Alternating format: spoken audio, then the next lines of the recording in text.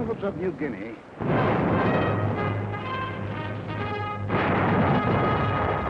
on the barren shores of the Aleutians, in the tropic heat of the Pacific Islands, in the sub-zero cold of the skies over Germany, in Burma and Iceland, the Philippines and Iran, France, in China and Italy, Americans fighting. Fighting over an area extending 7/8 of the way around the world. Men from the green hills of New England, the sun-baked plains of the Middle West, the cotton fields of the South, the close-packed streets of teeming factories of Detroit, Los Angeles, the endless stretching distances of the Southwest, men from the hills and from the plains, from the villages and from the cities, bookkeepers, soda jerks, mechanics, college students, rich man, poor man, beggar man, thief, doctor, lawyer, merchant, chief, mountain fighting men. Yet 2 years ago, many had never fired a gun or seen the ocean or been off the ground. Americans, fighting for their country while half a world away from it, fighting for their country and for more than their country, fighting for an idea. The idea bigger than the country. Without the idea, the country might have remained only a wilderness. Without the country, the idea might have remained only a dream.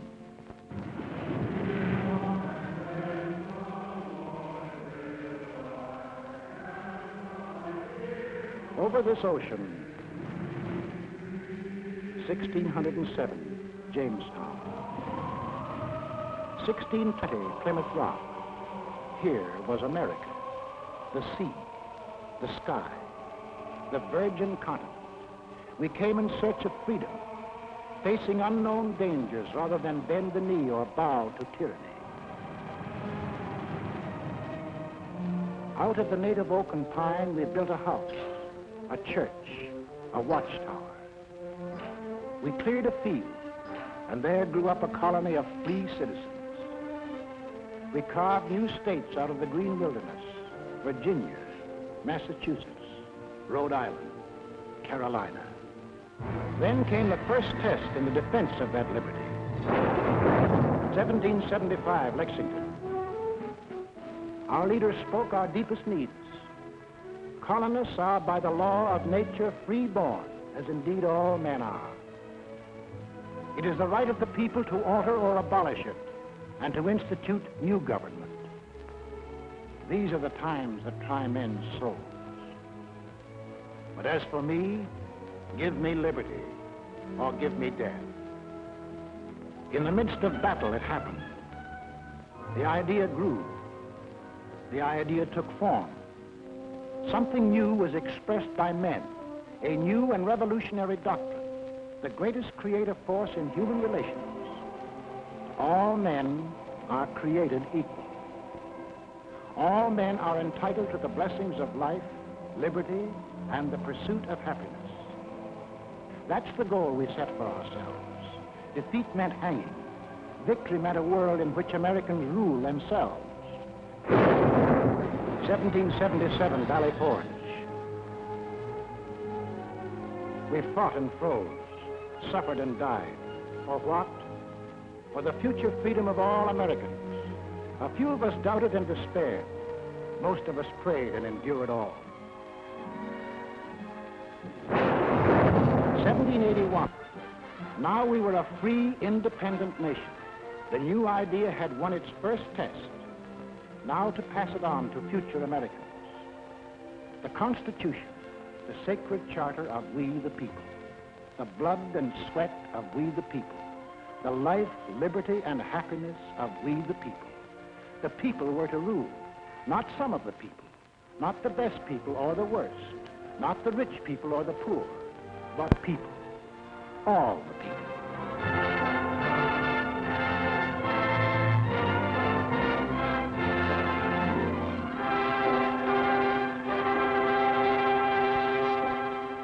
this brotherhood, America was born.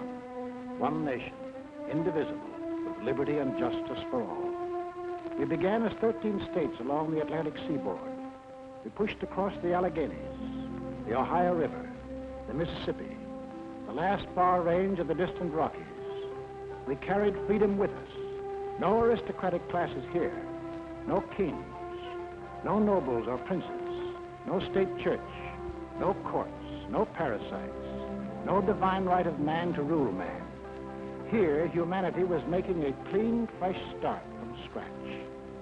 Behind us, we left new states, chips off the old blocks welded together by freedom.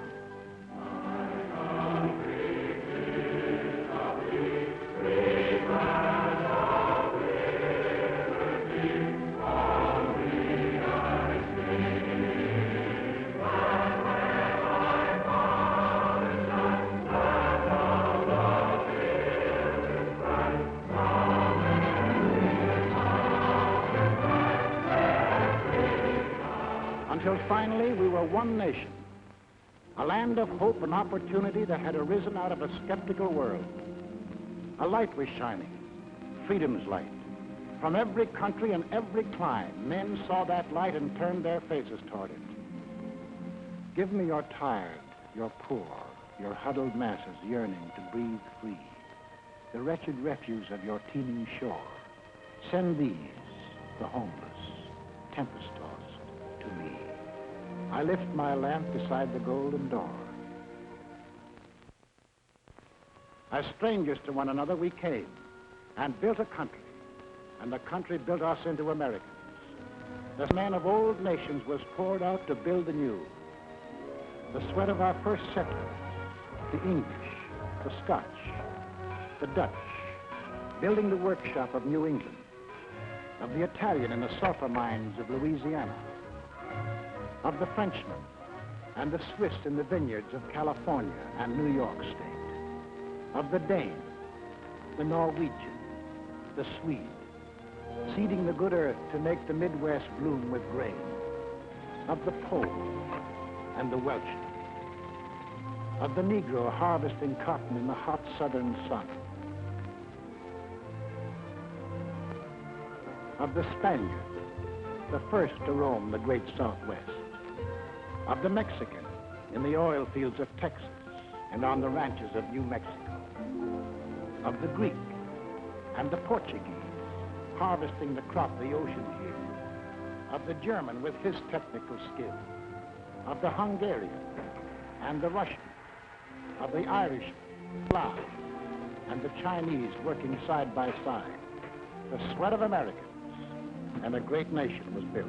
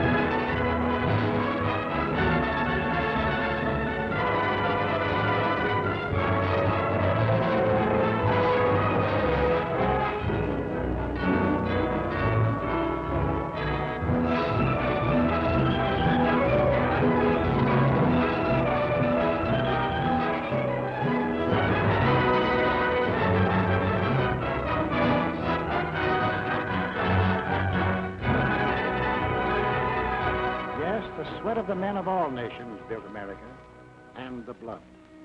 For the blood of Americans has been freely shed. 5 times in our history have we withstood the challenge to the idea that made our nation. The idea of equality for all men, life, liberty, and the pursuit made us, the people we are. Let's take a look at ourselves before we went into this war. Well, first of all, we're a working people. On the land, at the workbench, at a desk. And we're an inventive people.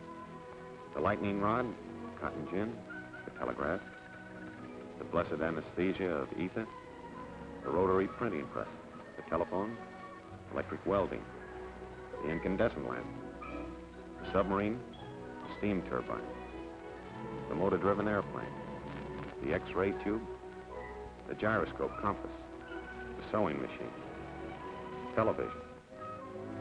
All these and countless more bear witness to our inventiveness.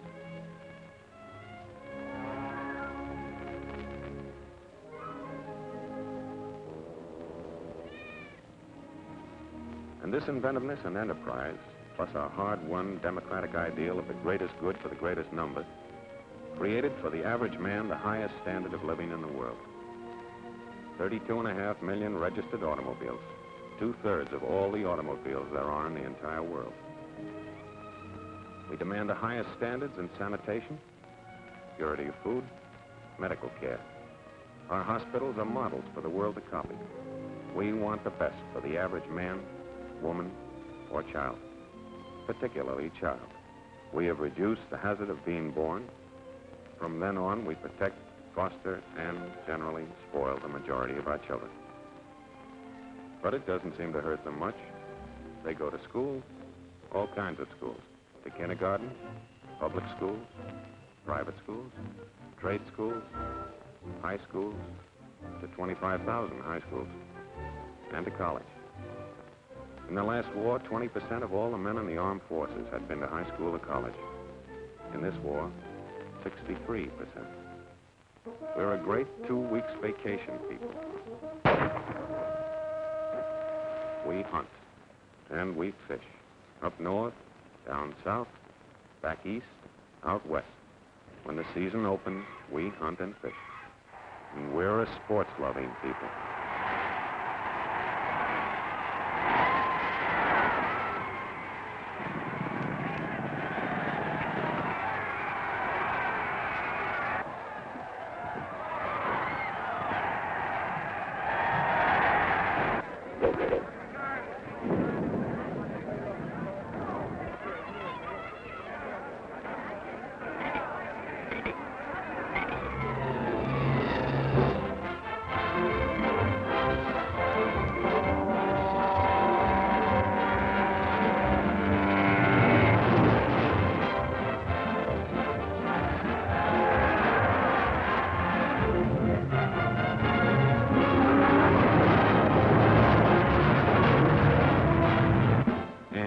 Probably the travelingest nation in all history. We love to go places. We have the cars, we have the roads, we have the scenery. We don't need passports, but sometimes we need alibis. We sleep by the road, we eat by the road. The foreigner is enchanted and amazed by what we like to put on our stomachs.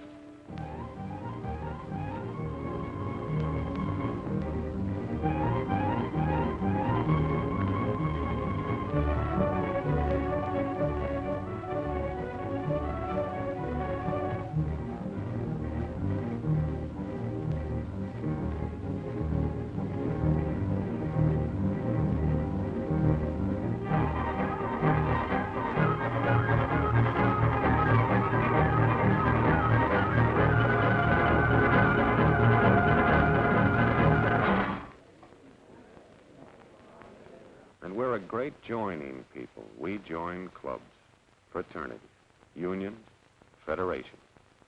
Shove a blanket us, we'll sign up.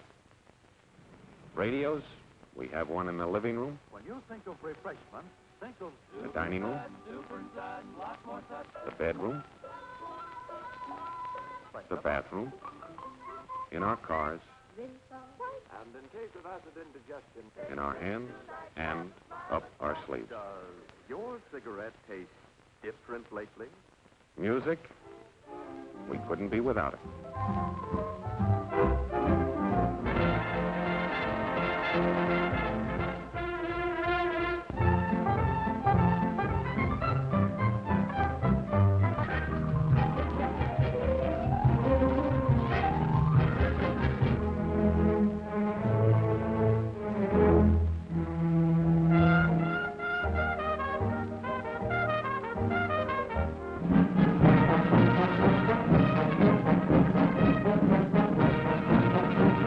press?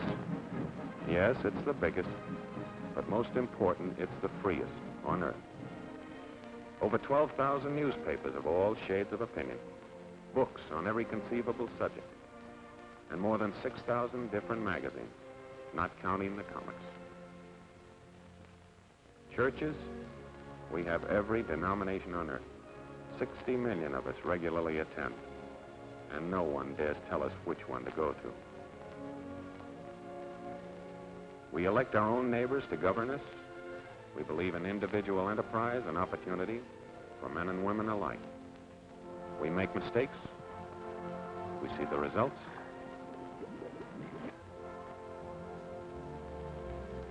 We correct the mistakes. We skyrocket into false prosperities and then plummet down into false, needless depressions. But in spite of everything, we never lose our faith in the future. We believe in the future. We build for the future. Yes, we build for the future. And the future always catches up with us. Before we're done building, we've developed something new and have to start rebuilding. That's roughly the kind of people we are. Boastful, easygoing, sentimental, but underneath passionately dedicated to the ideal our forefathers passed on to us, the liberty and dignity of man. We've made great material progress, but spiritually we're still in the frontier days. Yet deep down within us, there is a great yearning for peace and goodwill toward men. Somehow we feel that if men turn their minds toward the fields of peace, as they have toward the fields of transportation, communication, or aviation, wars would soon be as old-fashioned as the horse and buggy days. We hate war. We know that in war, it's the common man who does the pain, the suffering, the dying. We bend over backwards to avoid it. But let our freedoms be endangered, and we'll pay and suffer and fight to the last man. That is the America. That is the way of living for which we fight today. Why? Is that fight necessary? Did we want war?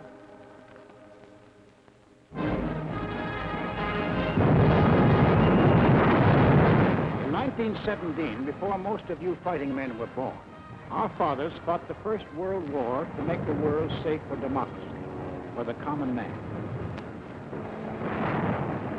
They fought a good fight. There was to be no more war in their time or their children's time. Faithful to our treaty obligations, we destroyed much of our naval tonnage.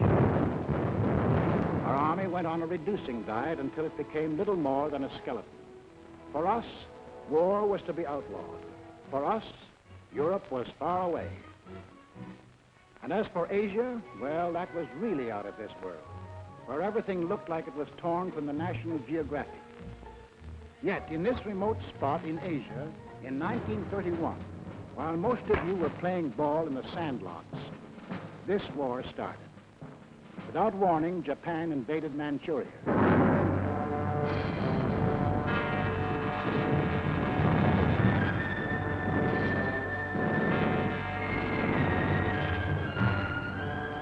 Once again, men who were peaceful became the slaves of men who were violent. In Washington, D.C., our Secretary of State made a most vigorous protest. The American government does not intend to recognize any situation, treaty, or agreement which may be brought about by means of aggression. But we, the people, hadn't much time to think about Manchuria.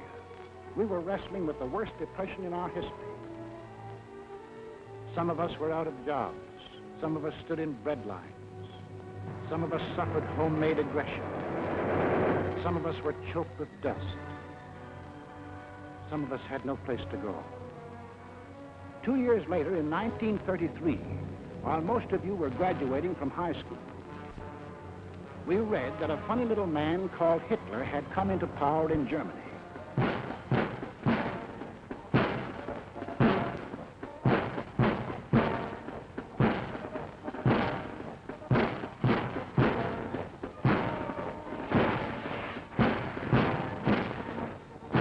We heard that a thing called the Nazi Party had taken over.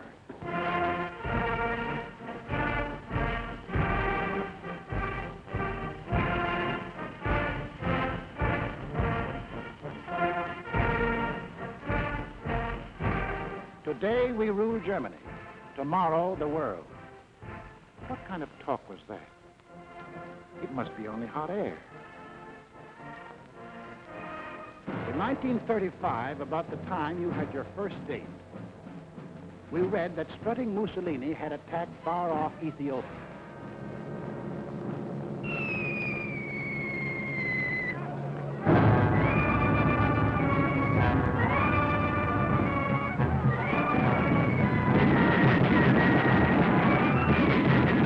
The disease seemed to be spreading, so Congress assembled to insulate us against the growing friction of war. We want no war. We'll have no war, save in defense of our own people or our own honor. Toward this end, our chosen representatives passed the Neutrality Act. No nation at war could buy manufactured arms or munitions from the United States. In 1936, when you were running around in jalopies, we were disturbed by news from Spain.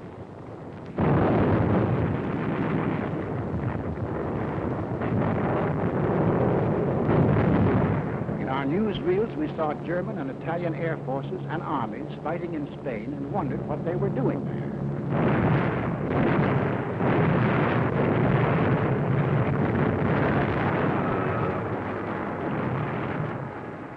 For the first time, we saw great cities squashed flat, civilians bombed and killed.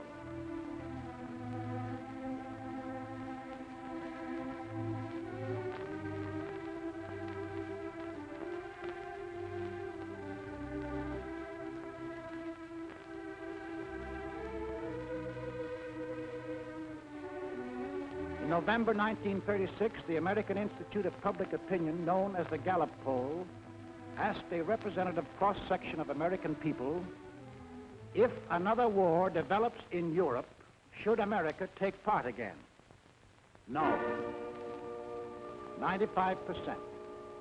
We the people had spoken. 19 out of 20 of us said, include us out. To further insulate ourselves, we added a cash and carry amendment to the Neutrality Act. Not only wouldn't we sell munitions, but we wouldn't sell anything at all, not even a spool of thread, unless warring powers sent their own ships and paid cash on the line. In 1937, the press services received a flash from Asia.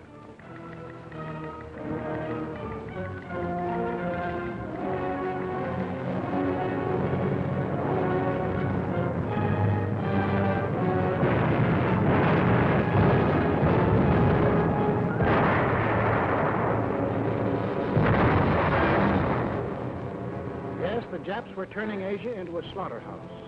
But for us, Asia was still far away. In September 1937, the Gallup poll asked us, in the present fight between Japan and China, are your sympathies with either side? We answered, with China, 43%. With Japan, 2%. Undecided, 55%. We hadn't made up our minds about China. Our Neutrality Act barred sales of armaments only to nations at war. The Japanese had not declared war, so we went right on selling scrap iron and aviation gasoline to Japan. In March 1938, Hitler had not declared war either, but his goose-stepping army suddenly smashed in and occupied all the soil of Austria. 6 months later, Hitler and his stooge met the anxious democracies at Munich.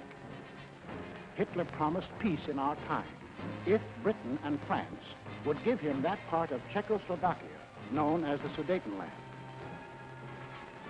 Britain and France gave him that part of Czechoslovakia, hoping to avert war. Now we had his word, peace in our time.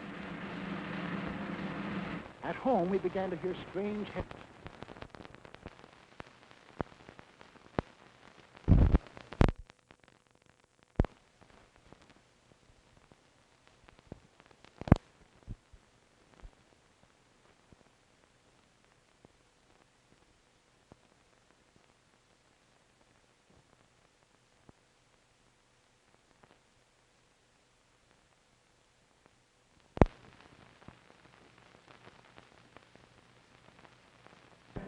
the United States justice.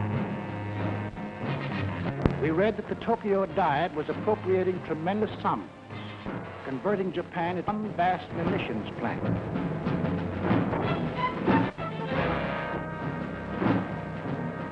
We watched these supposedly poor have for armament, and we wondered why. Arrogantly, they told us why.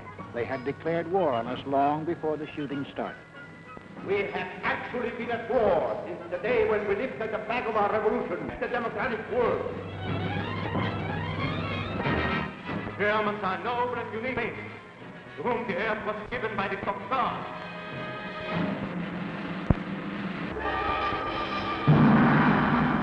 The world must come to look upon our emperor as the great ruler of all nations.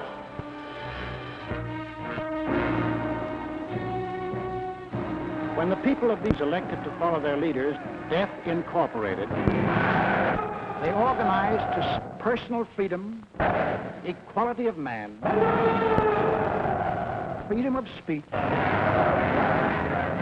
freedom of religion, organized to smash the very principles which made us the people we are. So in December 1938, when Paul asked us, should the United States increase the strength of its Army, Navy, and Air Force, we answered yes, 85%. It was time to look to our defense.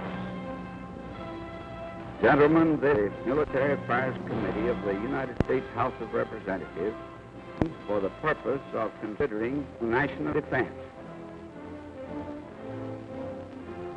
The Navy is asking for an increase of 25% in authorized naval tonnage in view of the grave international situation. Congress, reflecting the voice of the people, appropriated the largest sum for military use ever voted during peace in American history. Mean that a few years later it would look like peanuts. 1939, Adolf Hitler broke. He took over all the rest of Czechoslovakia. There was more peace in our time. 1939, as we here in America observe.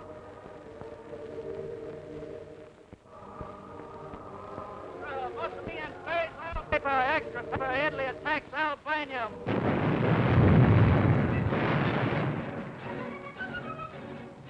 The picture was becoming clear. The conquering force of violence were being set loose in the world.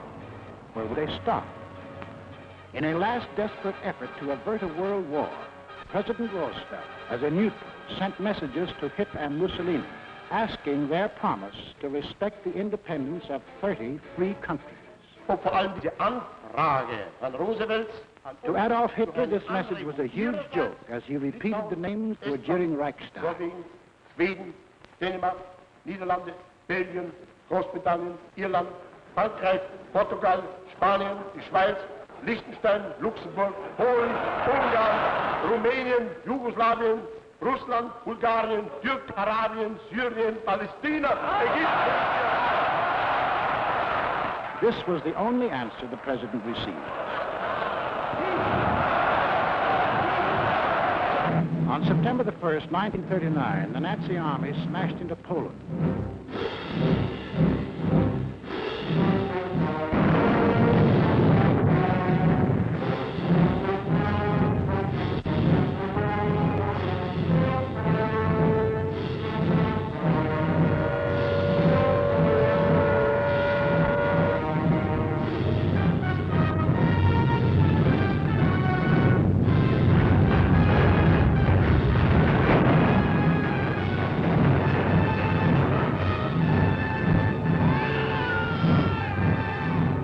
England and France had a treaty with Poland. Would they act now? At home, we listened in suspense. Adolf's all-out attack on Poland makes the long-dreaded European war a certainty. Prime Minister Chamberlain of Great Britain gave the Nazi dictator a 0 hour for withdrawing his troops from Poland. That 0 hour ends now. At this time, we transfer you to London for an important announcement by the British Prime Minister. Up to the very last, it would have been quite possible to have arranged a peaceful and honorable settlement between Germany and Poland. Hitler would not have it. But a situation in which no word given by Germany's ruler could be trusted, and no people or country could feel itself safe, had become intolerable. Now, may God bless you all, and may he defend the right, for it is evil things that we shall be fighting against, and against them I am certain that the right will prevail. 6 hours after Great Britain declared war on Nazi Germany, the Republic of France followed. All France is in a maelstrom of activity. The Maginot Line has already opened fire on the Germans. The sparring is ended. World War II has begun.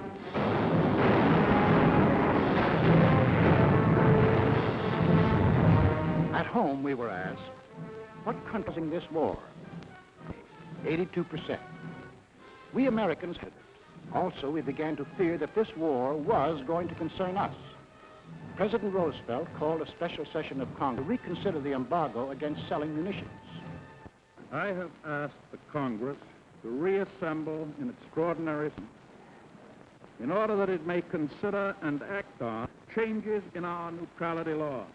The men of Congress wrestled with their beliefs and our futures. They debated and they argued. The arms embargo is far too great a security to American peace to permit its surrender without a last-ditch fight. The Embargo Act, as it now stands, is one-sided and works entirely to the advantage of one side. Therefore, the Embargo Act should be modified. We, the people, also debated and argued whether we should sell arms and munitions. When the question was put to us, we had an answer. Should we change the Neutrality Act so we can sell war supplies? Yes, 57%. Shortly after, our representatives changed the Neutrality Act. We lifted the embargo on arms and munitions. Now we would sell if purchasers would pay and take the stuff away in their own ships. American ships were still barred from combat zones. Meanwhile, on the other side of the globe, Japan was busy trying to bomb, shoot, and terrorize the Chinese into submission. We began to realize that if Japan conquered 400 million Chinese, strong as to run us right out of the Pacific. In June 1939, with the same question, 74% said we were with China. Mines were made up. When we loaded our scrap iron on Japanese ships, our citizens protested. Let Mr. Acheson, Assistant Secretary of State, tell us the inside of the story. So until the middle of 1980, the restriction of exports to Japan took the form of moral embargoes of aeroplanes and direct munitions. Then Congress passed the Export Control Act, and increasing cutoffs of scrap iron, aviation gasoline, and other strategic items followed. Exports were curtailed to the limit which those responsible for our defense were willing to risk. It was a fearful responsibility. On one side was the possibility, in fact the probability, that one day these materials might be used against us. On the other side was the possibility, in fact the probability, that to cut them off would provoke an attack which we were not then prepared to resist.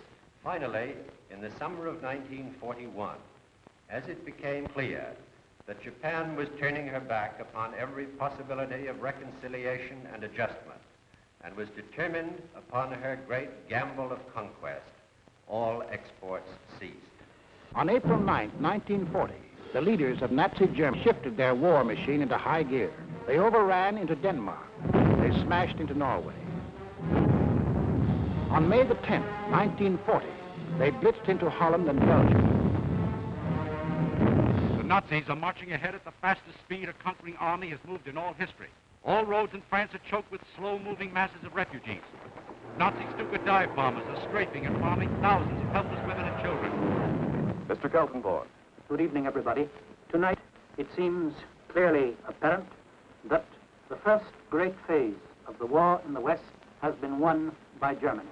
The army of French and British has made a valiant battle in its effort to retreat to Dunkirk, where there is some slight chance that some part of it can be evacuated. Adolf Hitler's mechanized forces are racing toward French resistance collapses. On this 10th day of June, 1940, the hand that held the dagger has struck it into the back of its neighbor. This is William L. Shirer speaking from the forest of Compiègne, where Adolf Hitler today is handing his armistice terms to France. It is 3:15 p.m. Adolf Hitler strides slowly toward the little clearing. I can see his face, his grave, solemn, yet hard statue of Marshal Foch. Hitler, see the French walk on the avenue, led by General Hunsinger. Hitler and the other German leaders rise as the French enter. General Keitel mumbled to the German armistice terms. This whole ceremony is over in a quarter of an hour. The last time I saw Paris, her heart was warm and gay. I heard the laughter of her heart in every street cafe. The last time I saw Paris, trees were dressed for spring, and lovers walked beneath the trees, and birds found songs to sing. I dodged the same old taxi cab that I had dodged for years. The chorus of their squeaky horns was music to me. The last time I saw Paris, her heart was warm and gay, no matter how they changed. I remember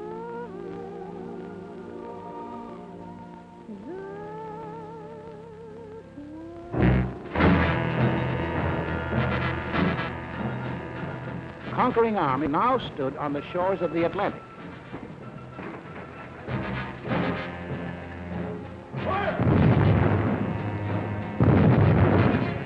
The danger was suddenly close. Countries conquered by the Nazis had possessions outside of Europe. These possessions are in America.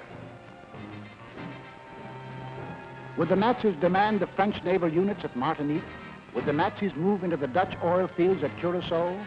Would the Nazis seize the French naval base at Dakar for invasion of South America? Already in Brazil, there were over 1 million Germans who lived exactly as they did in Germany. 1,200 German schools with Nazi textbooks and Nazi teachers. Nazi newspapers. Hermann Goering glider clubs had been established. Also in Brazil, there were 260,000 Japanese taking orders from Japan. In Ecuador, within easy bombing range of the Panama Canal, German airlines had been established. German pilots were reserve officers of the Luftwaffe. The German transport planes had bomb racks already built in.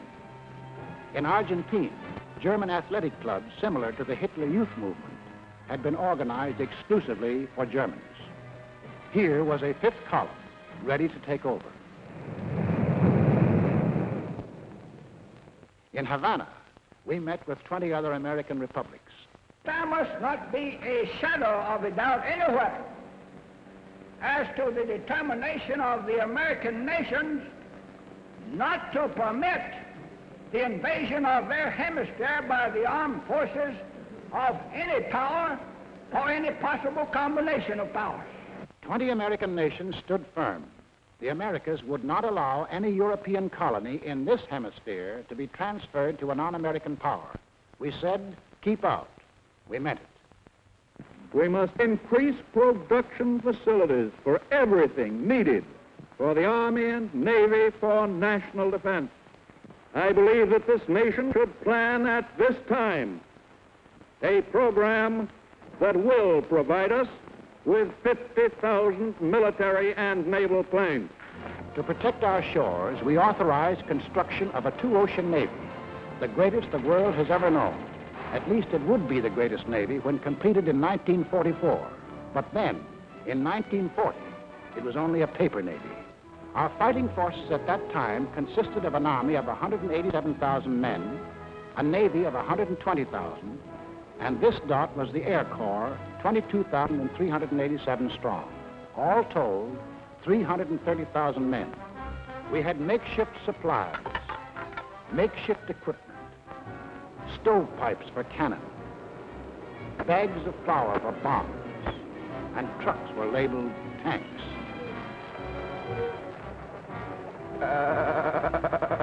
Our infantry had exactly 488 machine guns. We possessed 235 pieces of field artillery, 10 light and 18 medium tanks. That was the Army of the United States in May 1940, the month in which the Nazis overran France. So we called our Minutemen, the National Guard of the 48 states, and placed them into federal service.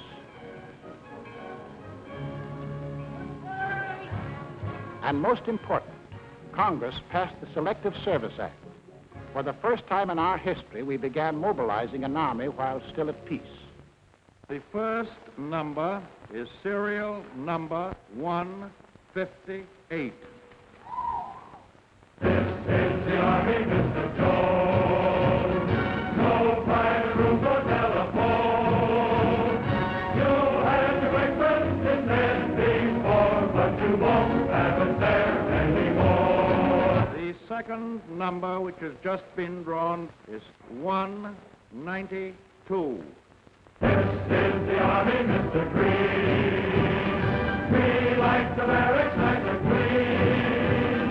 You had a housemaid to clean your floor, but she won't help you out anymore. Do out the builder's command. They're in the Army and not in a band. This is the Army, Mr. Brown. You and your lady went to town. She had you worried, but this is war, and she won't worry you anymore. She won't worry you anymore.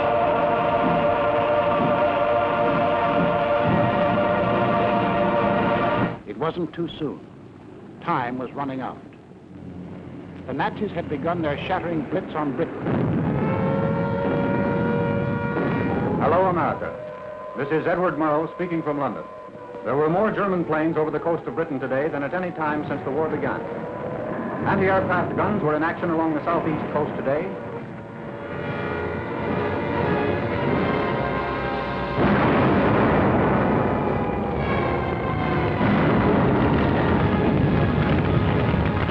Back on Main Street, USA, daily we followed Britain's life struggle. For if Britain died, we would be in grave peril. Our first line of defense in the Atlantic, the British fleet, might go to Nazi Germany.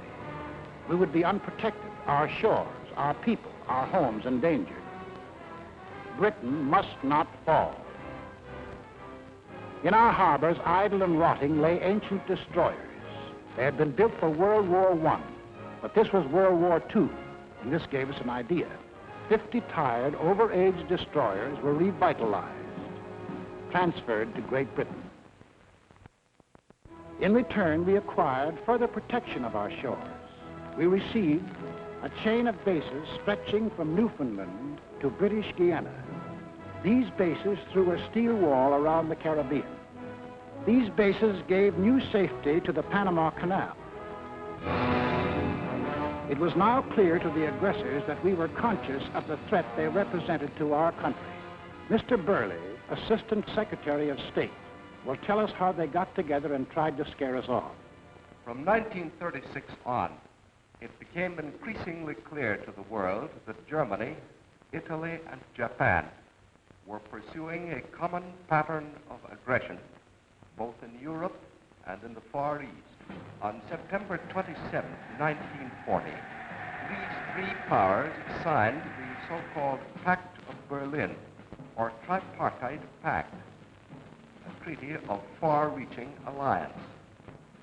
By that treaty, it was provided that the three countries would assist one another with all political, economic, and military means when one of the powers was attacked, note particularly the use of the word attacked, by a power not then involved in the European war.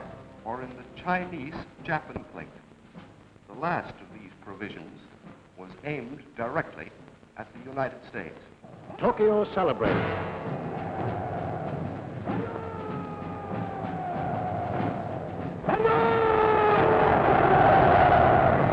Rome cheered.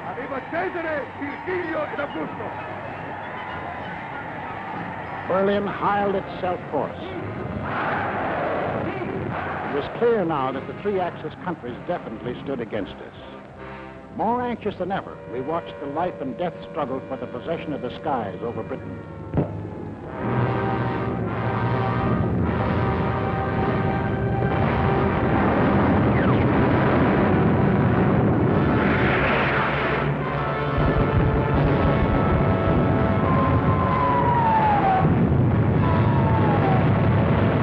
Despite the propaganda and confusion of recent months, it is now obvious that England is losing the war.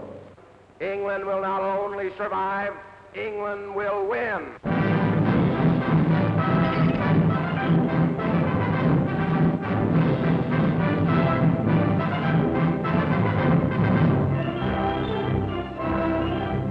So, when we were asked, should we keep out of war or aid Britain even at the risk of war? Aid Britain even at the risk of war, 68%. The march of Kampf, the self-termed master races, changed out in war. To 1941, 15 out of 20 Americans were willing to risk war if war was necessary to ensure Axis defeat. So, we shall send in ever-increasing numbers ships, planes, tanks, guns. That is our purpose and our pledge. By an overwhelming majority, Congress passed Lend-Lease, Bill number 1776, another declaration of independence. Independence from tyranny, 1941 style. On April 6, 1941, the Nazi juggernaut overran into Yugoslavia and Greece.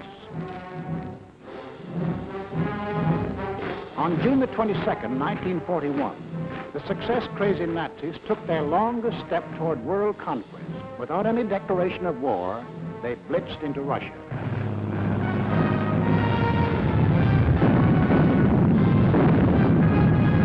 We were determined not to let down any nations defending themselves against unprovoked attack.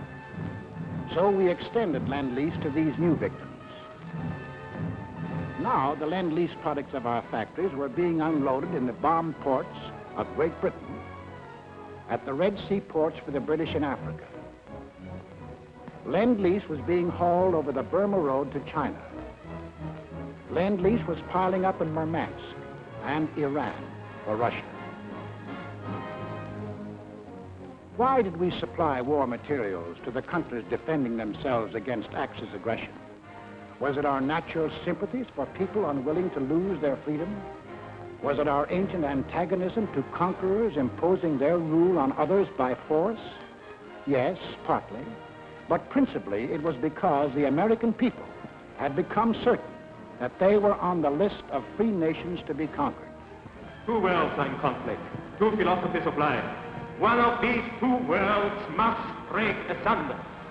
And we were the leading example of that free world that Hitler was committed to breaking asunder.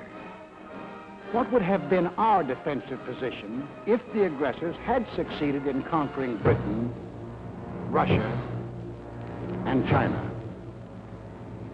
German conquest of Europe and Africa would bring all their raw materials, plus their entire industrial development, under one control. Of the 2 billion people in the world, the Nazis would rule roughly 1/4, the 500 million people of Europe and Africa, forced into slavery to labor for Germany.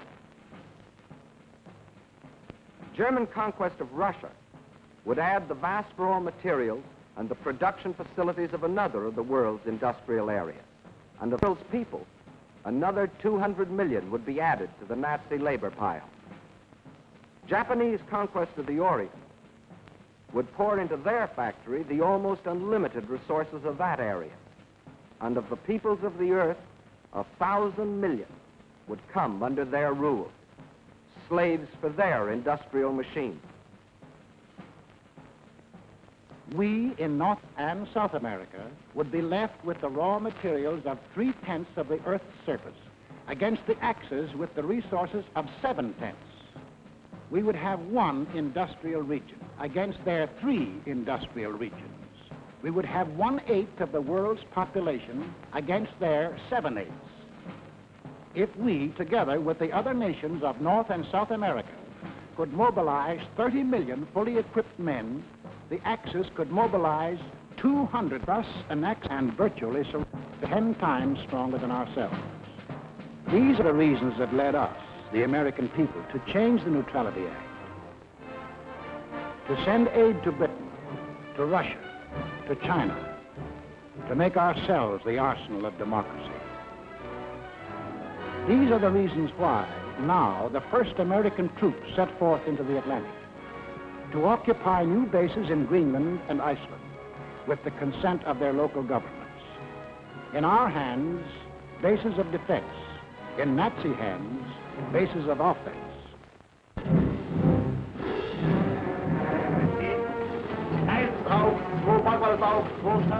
The Germans opened unrestricted submarine warfare.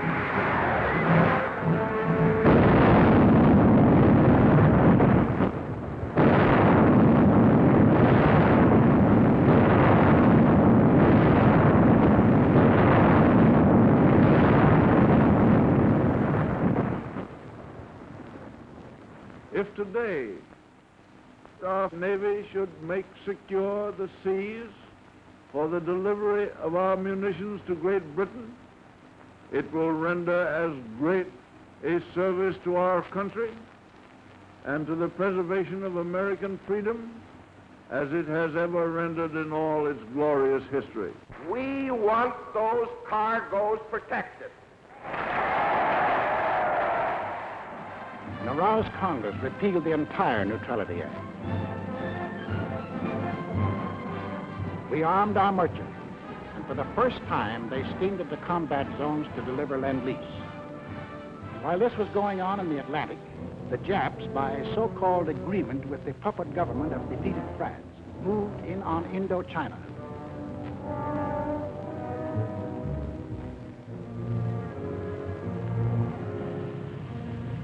There were now only 2 threats to their plan for conquest of Greater East Asia.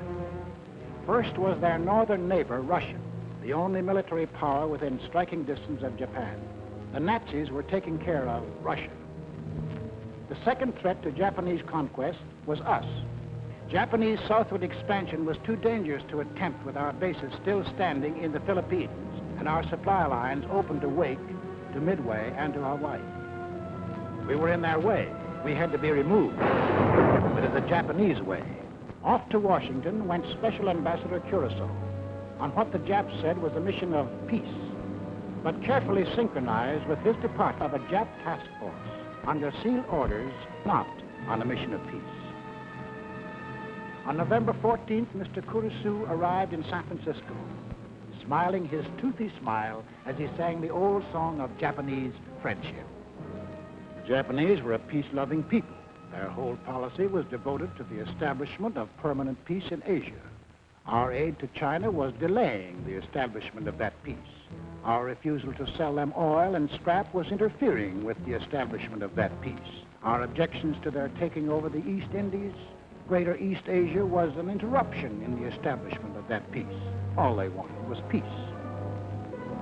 On November 17th, Mr. Curacao and Japanese Ambassador Nomura were received by the President in the presence of the Secretary of State, Cordell Hull.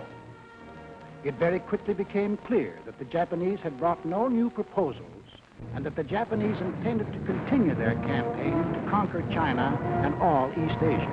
However, on November 26th, our Secretary of State presented the Japanese with the basis for peaceful agreement between the 2 nations.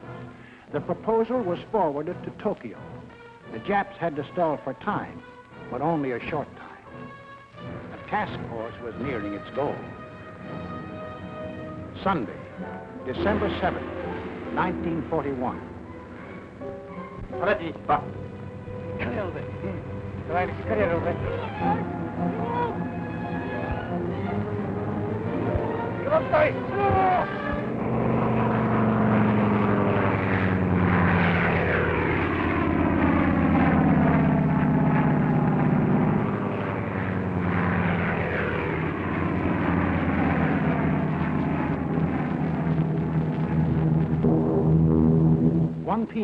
Eastern Standard Time. The Japanese emissaries are expected at the State Department for 1 o'clock appointment they had requested in order to their answer our proposals. 1 p.m. The Japanese planes are touching Hawaii.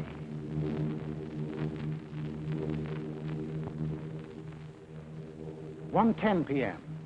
The Japanese emissaries telephoned to postpone their appointment until 1:45. 1:20 p.m.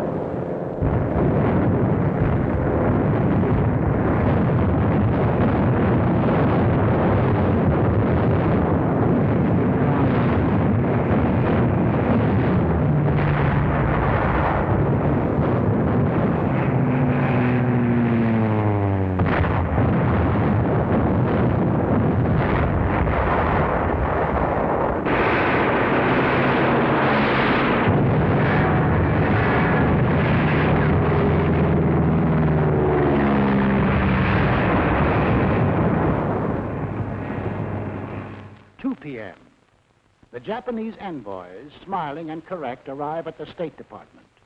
2:20 p.m.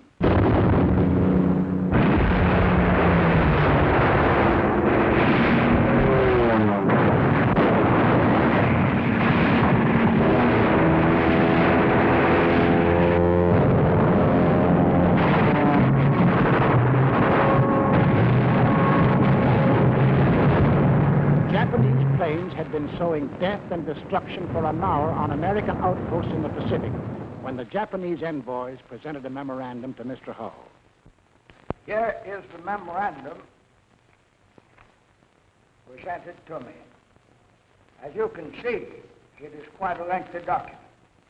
I read it hurriedly, discovering that it contained a recital of monstrous accusations against the United States, charging it, among other things, with, quote, scheming for the extension of the war, preparing to attack Germany and Italy, two powers striving to establish a new order in Europe, and ignoring Japan's sacrifices in the 4 years of the China affair, menacing the empire's existence itself, and disparaging its honor and prestige. After reading the note, I said to the Japanese emissaries, I have never seen a document that was more crowded with infamous falsehoods and distortions on a scale so huge that I never imagined that any government on this planet was capable of uttering them.